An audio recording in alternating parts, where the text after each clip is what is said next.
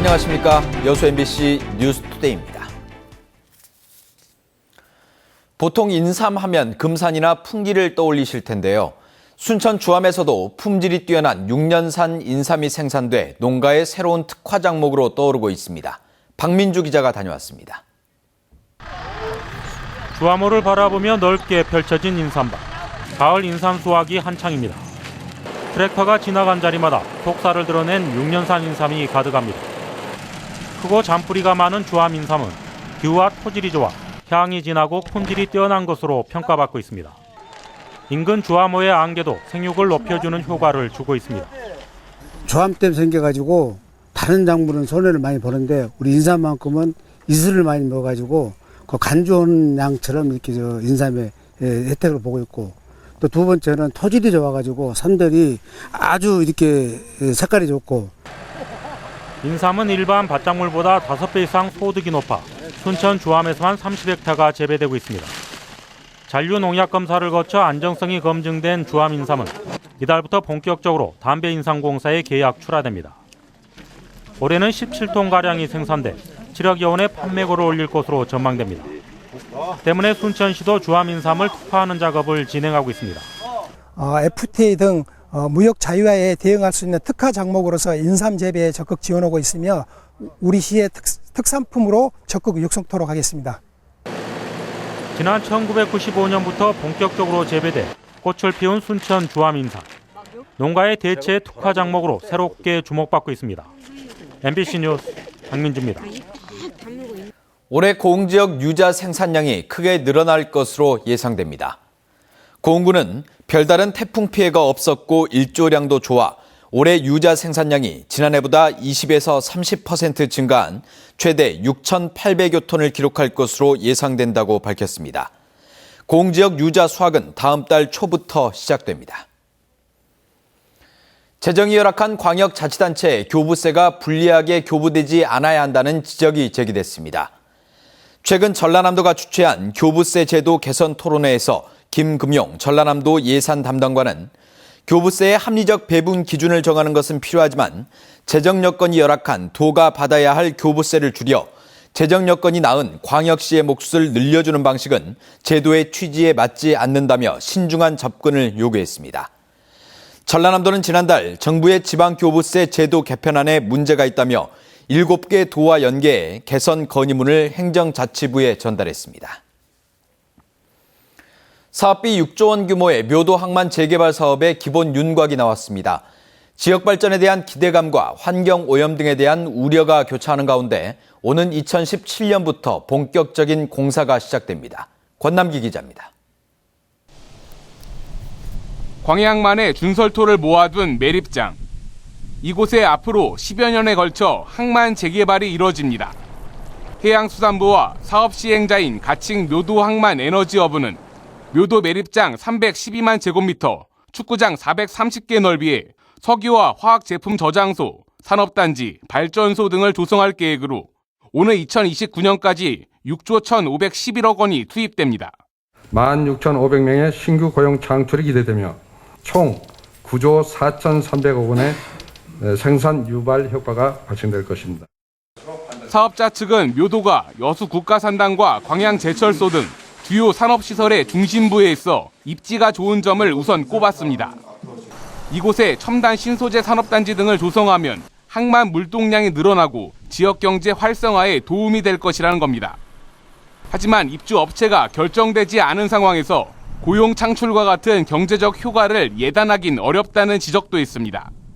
또 발전소나 석유 저장소 같은 시설이 들어서 만일의 해상 사고와 환경 피해에 대한 우려도 적지 않습니다. 그런 지역의 어떤 고용 창출이라든지 부가가치라든지 이런 것들이 가능성이 있는가, 이런 것들을 한번 저희들이 좀 되짚어 볼 필요가 있을 것 같습니다. 막대한 사업비가 투입될 묘도 항만 재개발 사업이 지역 사회의 다양한 요구에 부응해 장밋빛 전망을 현실로 실현할 수 있을지 벌써부터 지역민들의 관심이 집중되고 있습니다. MBC 뉴스 권남기입니다. 여수시가 웅천지구 에듀파크 부진에 건립 예정인 지역 대표 도서관의 명칭을 공모합니다. 여수시는 모두 150억 원을 들여 오는 2018년 웅천지구에 개관할 도서관이 평생학습센터와 전시당 등으로 활용돼 인기가 높을 것으로 예상된다며 명칭 공모에 나서게 됐다고 밝혔습니다. 공모 접수는 다음 달 18일까지 여수시 홈페이지나 시립도서관에서 할 수 있으며 대한민국 국민이면 누구나 참여가 가능합니다.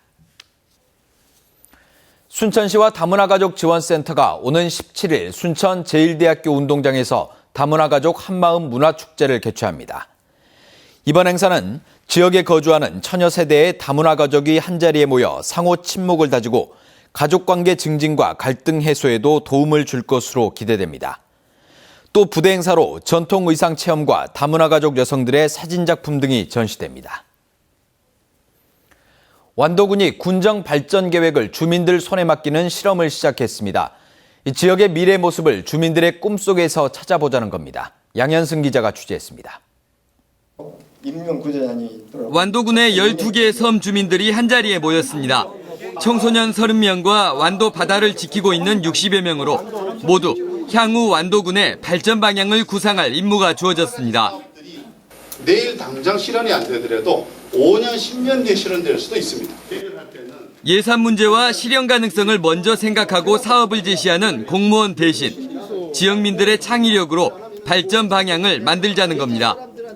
군민계획단은 경제와 관광, 복지, 환경, 청소년 등 5개 분야로 나눠 발전 동력을 토론하고 있습니다. 행정의 문제점과 아쉬움들을 주민의 입장에서 진단하면 향후 사업이 추진될 때 주민들의 참여 열기도 높을 것으로 기대됩니다. 전문가 집단의 의견과 그다음에 행정기관의 생각, 그리고 지역 주민들의 바라는 건 의견을 모아서 그래서 지금 장기적인 군정 발전 종합계획을 세워달라고.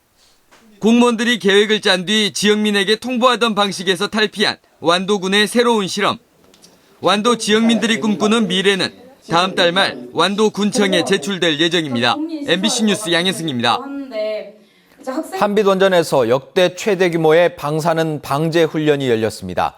방사선 비상계획구역이 확대되면서 원전 주변 8개 지자체가 참여했지만 광주시의 참여는 없었습니다. 김인정 기자입니다. 원전 방사능이 유출됐다는 적색 비상이 발령되자 집에서 대피한 주민들이 긴급 출동한 버스를 타고 대피 장소에 신속히 도착합니다. 방사능을 씻는 제염 작업을 거치고 피폭 여부를 확인하고 응급 환자를 수습해 헬기로 이송합니다. 지진 등 복합 재난으로 원전이 멈추고 방사성 물질이 누출되는 사고 상황을 가정한 대피 훈련입니다. 마을 방송에서 듣고 그 마을 해관으로 나와가지고 해관에서 버스가 와가지고 버스로 이제 이거 후송 옮긴 거예요. 방사선 비상계획구역이 원전 주변 30km 내에 있는 지자체 8곳으로 확대되면서 이번 훈련은 중앙부처와 지자체가 대규모로 참여한 가운데 치러졌습니다. 방사능 재난 시 신속하고 안전한 주민 보호 조치와 원전 사고 수습을 위하여 120여 개 기관이 참여하는 역대 최대 규모의 훈련을 실시하게 되었습니다. 그러나 역대 최대 규모라는 이번 훈련에 광주시는 공무원을 참관시키는 데 그쳤습니다. 광주시가 방사선 비상계획구역 30km 안에 포함되지 않아 훈련에 참여할 법적인 근거가 없기 때문입니다. 광주시에서도 시민들을 대상으로 한 연계한 그 훈련들이 같이 동시에 좀 진행이 됐어야 맞지 않느냐. 방사능 피해 범위를 속단할 수 없다며 광주시는 한빛원전 안전성 확보를 상생협약 의제로 채택까지 했지만 이번 불참과 더불어 실현 가능성에는 의문이 커지고 있습니다. MBC 뉴스 김인정입니다. 신정일 여수 예측과 대표 원장이 내년 국회의원 선거 출마를 위해 새누리당에 입당했습니다. 신 원장은 어제 기자회견에서 지역을 발전시킬 수 있는 힘을 갖추기 위해서는 새누리당 국회의원이 필요하고 수구 보수화돼가는 국내 주류 세력 내에 개혁적 가치를 내세운 합리적인 젊은 인물이 국회에 진출해야 한다며 출사표를 던졌습니다. 신정일 원장은 지난 1995년 여수의 치과를 개원한 뒤 한센인 무료 치료 등 다양한 봉사활동을 펼쳐오고 있습니다. 가시거리가 70m, 수원도 200m에 불과